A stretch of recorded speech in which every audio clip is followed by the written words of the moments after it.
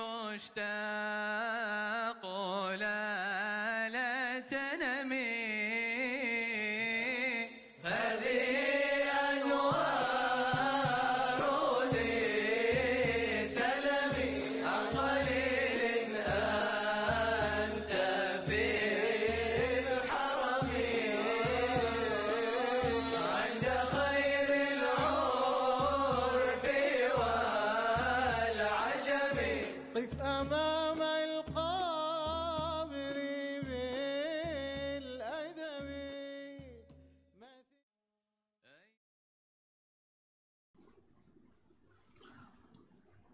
أعوذ بالله من الشيطان الرجيم. بسم الله الرحمن الرحيم. السلام عليكم ورحمة الله وبركاته. أعوذ بالله من الشيطان الرجيم. بسم الله الرحمن الرحيم. الفاتحة بنية التعلم والتعليم والتذكر والتذكير النفع والانتفاع والإفادة والاستفادة والحث على تمسك بكتاب الله وسنة رسوله والدعاء على الهدى والدلال على الخير ابتغاء وجه الله مرضاته وقربه ثوابه سبحانه وتعالى وعلى من ونبينا سيدنا محمد صلى الله عليه وسلم وعلى من وسلم صالحا وعلى من المؤلف الحبيب محمد زين الحبشي شيخنا من غير خلوتنا في ذاتهم وعملنا في أعمالهم وأخلاقنا في أخلاقهم وطريقتنا في طريقتهم من القبول وإلى حضرة النبي سيدنا محمد صلى الله عليه وسلم بسر الفاتحة. أعوذ بالله من الشيطان الرجيم.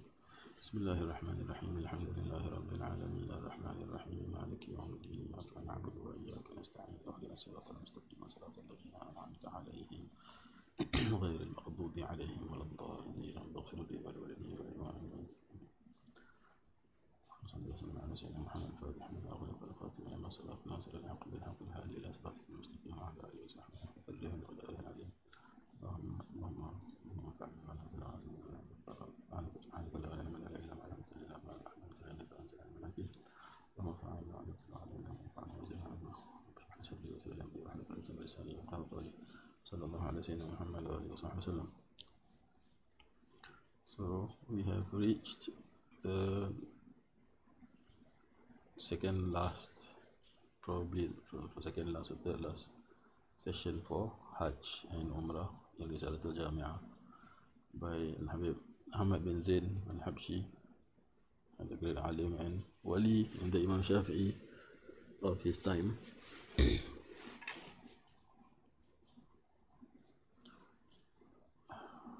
Okay, so we carry on.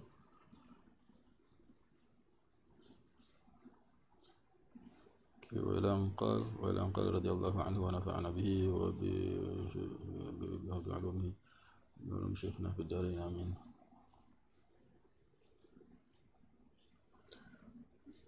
Okay, من زين goes on to say فمن ترك ركنا لم يصح حجه ولا يحل من إحرامه حتى يفعله ويجبره ولا يجبره دم ولا غيره.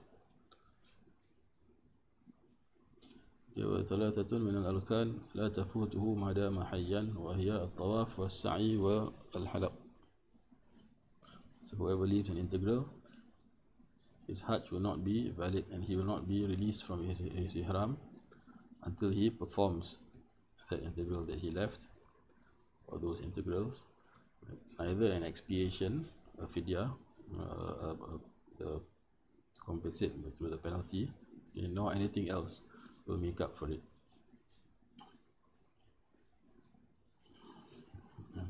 The three of the integrals continue to be binding upon the Hajj pilgrim as long as he is alive, and these are the tawaf, the circumambulation around the Kaaba, and the sa'i, right, from Safa to Marwa, and the shaving of the hair, or the cutting of the hair.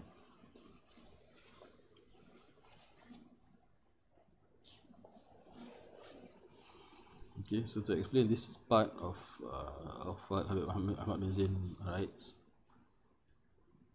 Okay, so basically the validity of the Hajj, right, the Hajj is valid or not depends on the performance of all its integrals, every single one, right, and these integrals cannot be compensated for by paying the expiation or by anything else.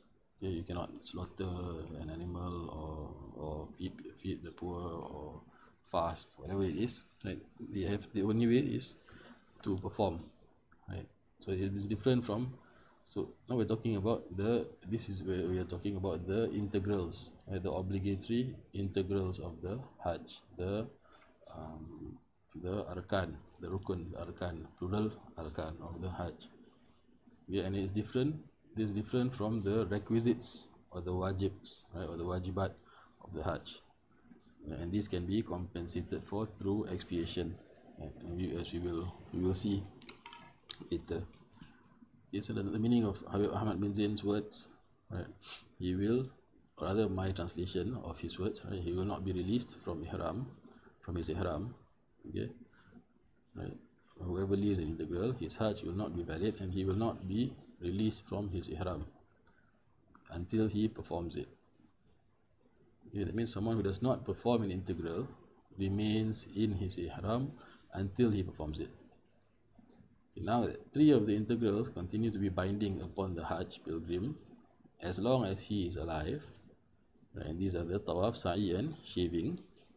Right? That means this person, if he does not perform these integrals, then these, the tawaf, the sa'i, and the shaving of the hair, then he will continue to remain in a state of ihram as long as he is alive. Okay, and this is problematic. It's a big problem because the state of ihram is meant to be what do you call it?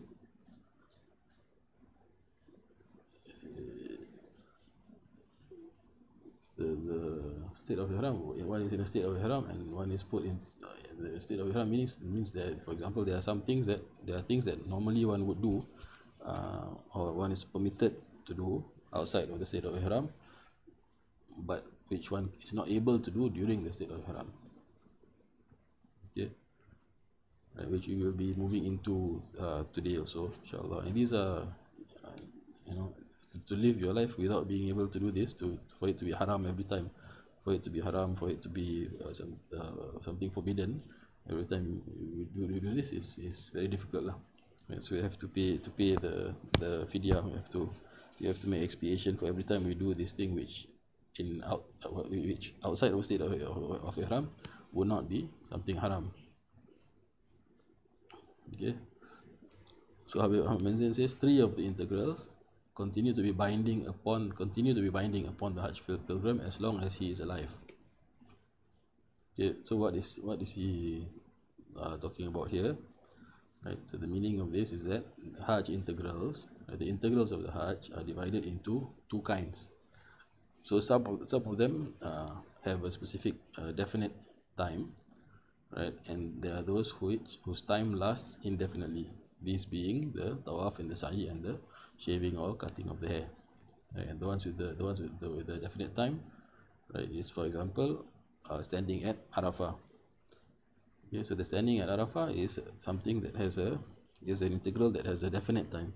So it's something that falls within the months of Hajj, right? And specifically on the 9th of Dhul Hijjah, from the entry of Dhuhr time on the 9th of Dhul Hijjah, as we have covered, and it ends with the entry of Fajr time the following morning, right, on the 10th of Dhul Hijjah. So the one who arrives at Arafah after the entry of Fajr the next morning, he has missed Arafah. Okay, he has missed Arafah, and therefore, because Arafah is an integral of his Hajj, his Hajj is now invalid. Okay, so although his Hajj is invalid, it is still wajib for him to carry on with to complete the rest of his integrals, the tawaf, the sa'i, and the shaving and the cutting of the hair. And he has to pay expiation, right? He has to slaughter an animal, okay, or the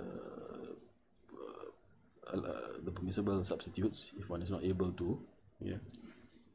And he also has to make up for his Hajj immediately.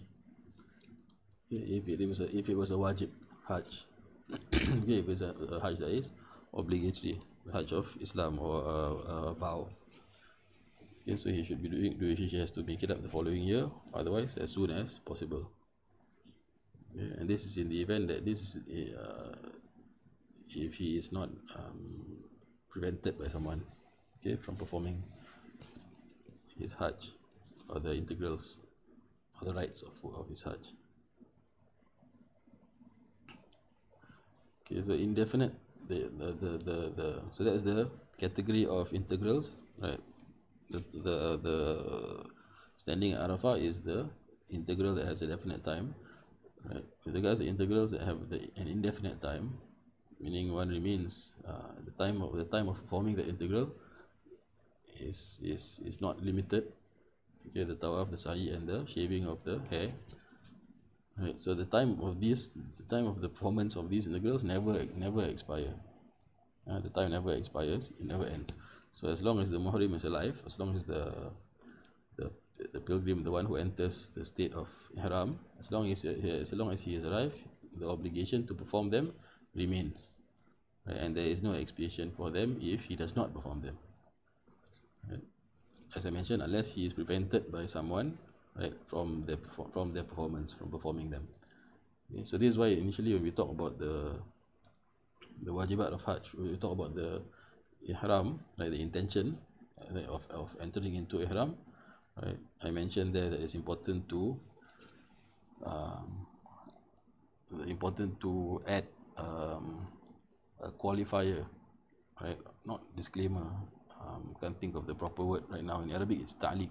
It's a clause, to the intention, to your intention, so that in the event, for example, I intend to perform the Hajj, right, and I enter into ihram, lillahi ta'ala, and if in the event that someone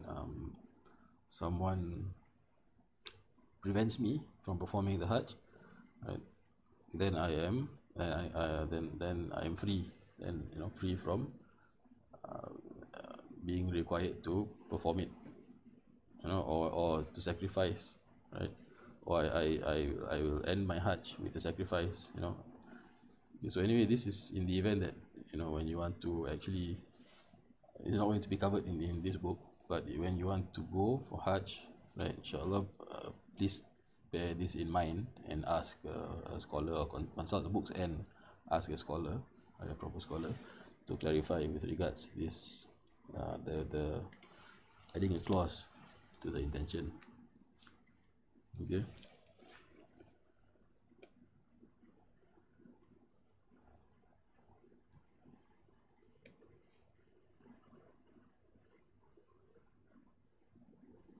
Okay, so that is with regards the integrals. Okay, and the integrals that have a definite time versus those that do not have a definite time. Right. Okay, so Habib Ahmad bin Zain carries on. He says, وَمَنْ تَرَكَ شَيْئًا مِنَ الْوَاجِبَاتِ صَحَّ حَجُّهُ وَلَازِمَهُ دَمْ وعليه إثم إن لم يعذر فمن ترك شيئا من السنن فلا شيء عليه ولكن تفوته الفضيلة. So now he goes on to talk about the requisites, the wajibs, and the sunnahs of the Hajj. So the Hajj, right, he says here, whoever leaves a requisite, his Hajj is valid, but he has to perform an expiation. He will be in sin if he leaves it without a legitimate excuse, without a valid excuse. Right? So if he leaves a wajib, a requisite, with a valid excuse, there is no sin, but there still is the obligation to perform expiation, to pay the fidyah. Okay, so there are these situations, or there are various scenarios, right, with regards not performing, the non-performance of wajibat, of the requisites of Hajj, and the payments of fidyah, and we will not go into that in this book.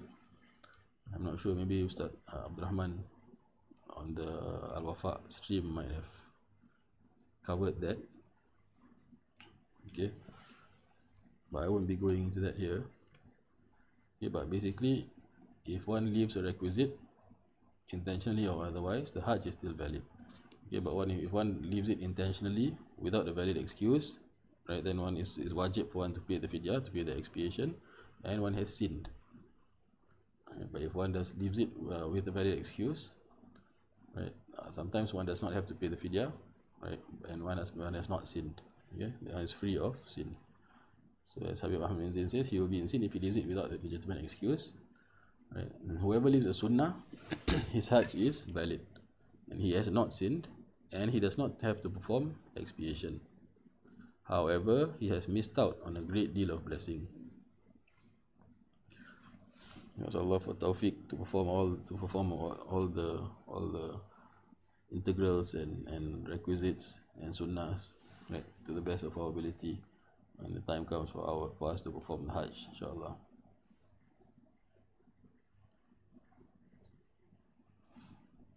Okay, so meaning the Hajj is valid without its requisites, right, and this which can be compensated for through expiation. Right. However, without the valid excuse, it's a sin. Right. So now, what is important here is to note the meaning of wajib with regards to requisite. Right. Wajib translated as requisite. Right. So the meaning of wajib here is only understood to mean something different than integral. Right. Only here, i.e., only in the chapter on Hajj. Yeah, in fiqh, in Islamic law. Right, the meaning of wajib is only understood to mean something that is different from integral, right, in the chapter on Hajj. In all other fiqh chapters, right, every rukun or integral is wajib or requisite. Yeah, every rukun is wajib, every integral is requisite, but not every requisite, right, or wajib is integral. Yeah. So every integral is requisite. In all other chapters of fiqh, every integral is requisite, but not every requisite is integral. Okay. Since a requisite or wajib could be a condition or a shart. Okay, the example is in the case of wudu, the ablution. Yeah. So wudu is wajib for prayer. Okay, it is a requisite for us to be able to validly perform prayer, right? But it is a condition of the prayer and not an integral of the prayer. It is not one of the actions that constitute the prayer, but the prayer is not valid without it. Okay, so this is the difference between integral and condition.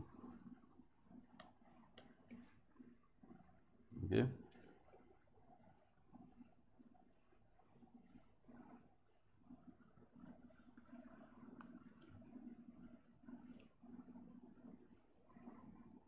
Okay, so that's an important difference to note, yeah?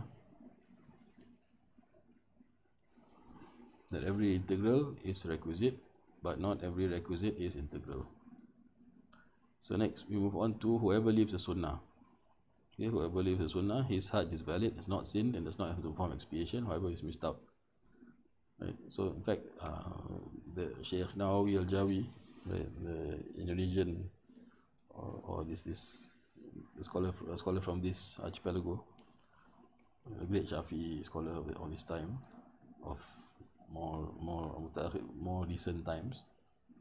Okay, in fact, he says that it is sunnah to perform fidyah, to pay expiation for leaving something whose performance, right, some madhabs consider to be wajib.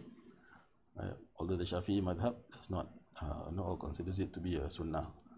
So, for example, in the tahallul, in freeing oneself or releasing oneself from ihram, right, the madhab of Imam Abu Hanifa says he considers it to be wajib to observe the tartib, to observe the proper sequence between stoning, first stoning, performing the stoning, and then the sacrifice is sunnah, and then the shaving, and then the tawaf. Okay, so in the Hanafi madhab, this is something that is wajib, right? And when one performs this is the process of releasing oneself from ihram. Yeah, but for the Shafi'i madhab, it is sunnah to follow this sequence, this tertib. Right, so Imam Nawawi says, Imam Nawawi al-Jawiyah, he says that it is in fact sunnah to also pay expiation for leaving something that is wajib in another madhab. Yeah, because one went against the differences of opinion. Okay, so in any case, I mean, to be safe, I would, if I was going for Hajj, I personally would think it would be a good idea to put aside, some funds for an expiation, not in anticipating of leaving a wajib or performing some mistake, but because that is only one angle or one aspect of slaughter there. So one can also slaughter or pay the expiation for missing a sunnah or going against a sunnah, right? And in fact, if not, at the end of it, one can also slaughter as just out of thanks, right? In the hope that Allah accepts the foregoing worship, right? Okay, so that's with regards to the difference between the integral and the requisite and the sunnahs.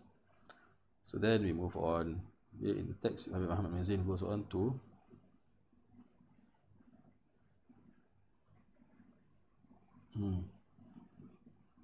ويحرم ستر رأس الرجل ووجه المرأة المحرمين أو بعضهما.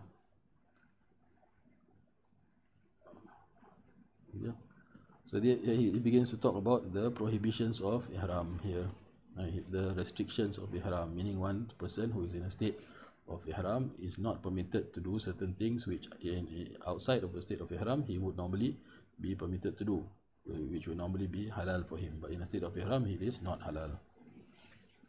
Okay, so today we're just going to cover just the one, right? For a man to cover his head or for a woman to cover her face, right? And not even part of them, not even part of his head, and not even part of her face. So as I mentioned earlier, the wisdom behind the prohibitions, behind the tahrim, is to make one feel that one is in a state of ibadah, right? To suspend the pilgrim outside of his customary behavior, his norms, right? So as to remind him that he is in a state of ibadah. Yeah, and what are these muharramat? The muharramat of ihram, the prohibitions of ihram, right, is that which becomes forbidden to one from the time of making the intention to enter into ihram, right, for a pilgrimage, until he is released from his ihram, right, which I just mentioned earlier, which is called tahallul. Okay, so from the time one makes the intention to enter into ihram, one enters into ihram until the release from ihram, right, these things are forbidden.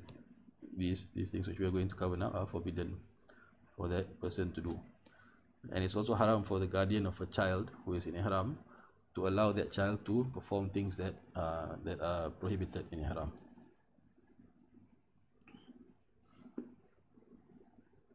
Okay.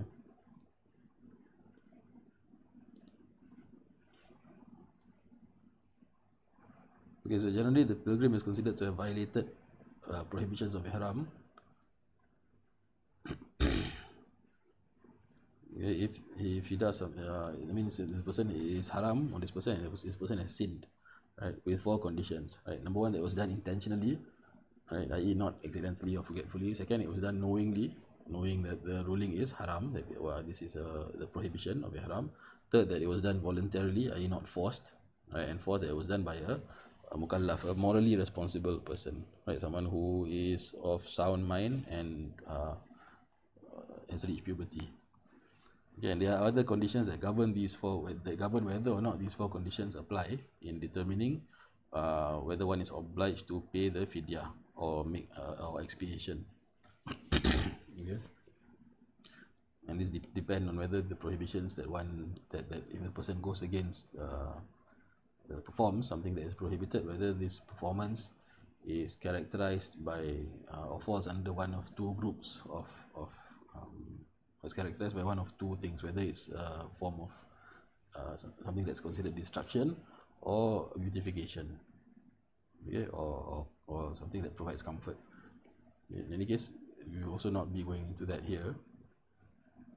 Right, but I do want to cover the first of the muharramat, inshallah. So the first prohibition of Islam is for a man of ihram is for a man to cover his head or part of it with what is generally considered a head cover. Okay, even if it's even with the color of one's skin, the color of the skin of the head can be seen through it, right? Like maybe a plastic kufiah, plastic cap like this, or a cloth, or a bandage, or or a hat or a blanket, while sleeping even.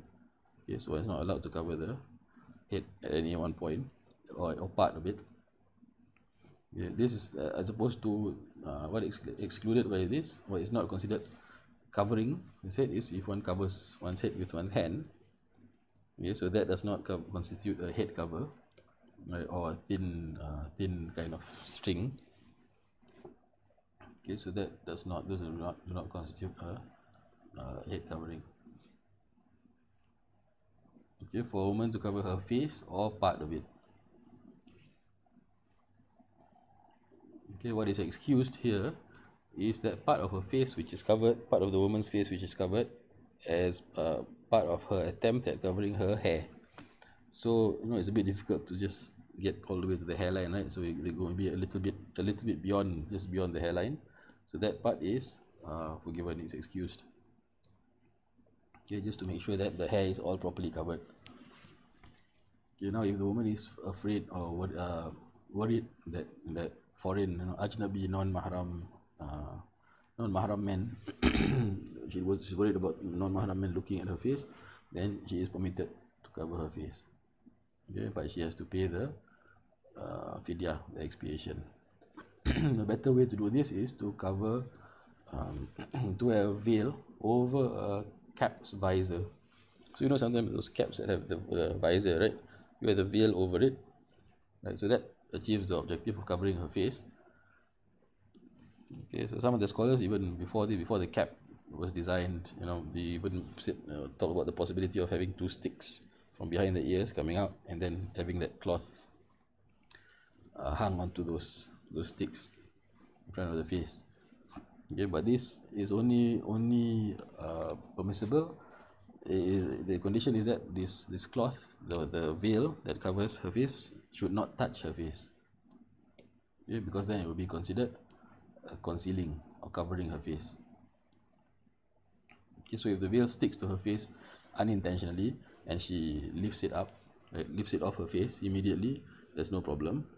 Right? But if she leaves it on her face, right, meaning i.e. she intentionally conceals her face, then the fidyah is due for every time it is left, every time she leaves it on her face. So she leaves it on her face, it comes off, it's one fidyah. It goes back onto her face and she leaves it there again, right, it's another fidyah. Okay.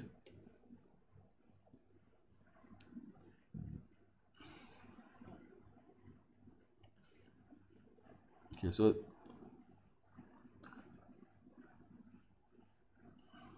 also implicit in this, right, because we're talking about covering, right, something that encircles or the face. So it's also prohibited for men to wear sewn garments. Okay, so when we're talking about wear, we mean not meaning to put the clothes on, like as I'm wearing my shirt as we normally wear our clothes, yeah, not just to drape something that's sewn, a sewn garment over the body. Okay, that's not considered wearing.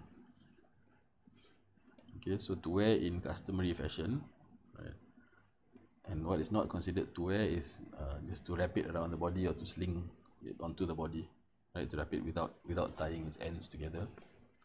Okay, so a man is not allowed to wear sewn garments. Okay, so for example, shirts, trousers, underwear, moccasins, okay, i.e. For wearing, sewn garments that are intended for wearing, not just any sewing. So if it's on the ihram, the rida, the mantle, for example, it's patched, right? It's a patched mantle, something's patched, something is sewn onto it, that's fine, right? Yeah, or something is patched this patchwork on the wraparound, the izar, the bottom part, the bottom piece of clothing for men. Maybe there's a hole somewhere which might reveal your aurat, and then we patch over it, so that's fine. Okay, but the garments themselves cannot be cannot be sewn. So as I mentioned, no shirts, no trousers, no underwear, right? No moccasins or other foot coverings that cover the heel and the toes as well. Okay? It has to be revealed.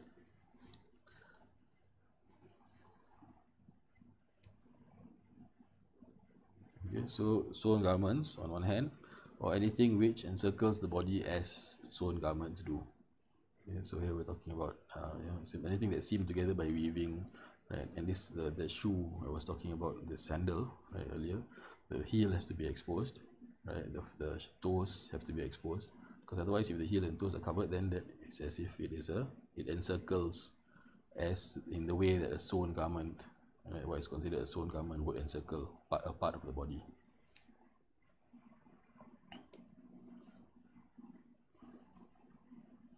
Okay, now with regards to mantle, right, and the wraparound.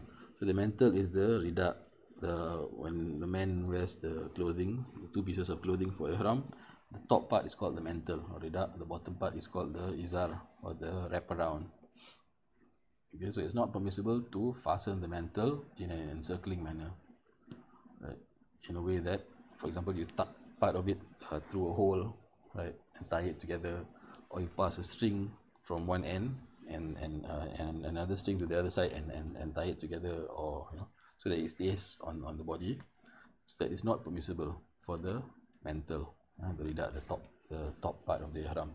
The bottom piece of clothing, right, the wrap around, right, what is wrapped around the lower half of the body. Right. In this case, it is permissible to tie one's wrap around, right, from to tie one end to the other.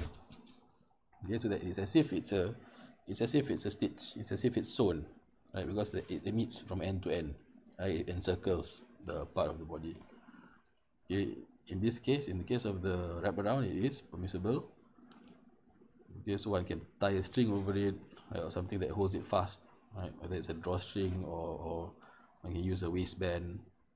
Right, this is permissible.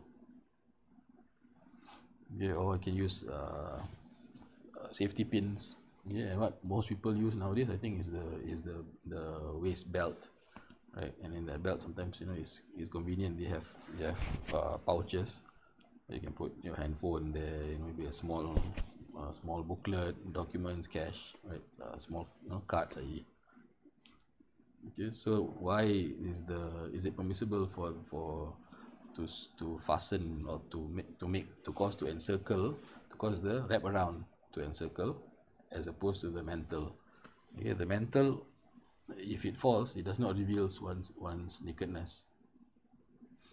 Okay, because the main aura, i.e. for men, from the navel to the knee, is covered by the wrap around. Okay, so it is permissible to tie the wrap around but not the mantle. Okay, because if the wraparound were to fall, then it would reveal one's nakedness. Okay, reveal one's aura. Okay, finally, it's also forbidden, prohibited. One of the prohibitions of ihram is for a woman to wear gloves. Okay, although some Shafi'i scholars allow this, but the woman has to pay fidyah, right? Meaning it's not a sin for them to wear gloves, but they have to pay fidyah. But the stronger position in the madhab, in the Shafi'i madhab, is that it is not permitted. It's prohibited. Yeah. Of course, men also, going by what came before, based on what came before, it's also forbidden for men, right, to wear gloves. Okay. So inshallah, next week we'll continue to try to get through the rest of the prohibitions of ihram. صلى الله على سيدنا محمد وآله وصحبه وسلم على فتوح من الله الرسول صلى الله عليه وسلم توبة نصوحا الفاتحة. يا ربنا اعترفنا بأننا اقترفنا وأننا أسرفنا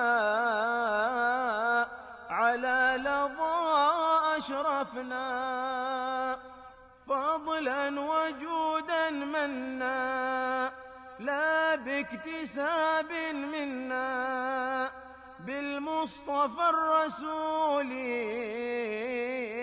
نحظى بكل سول بالمصطفى الرسول نحظى بكل سول بالمصطفى الرسول نحظى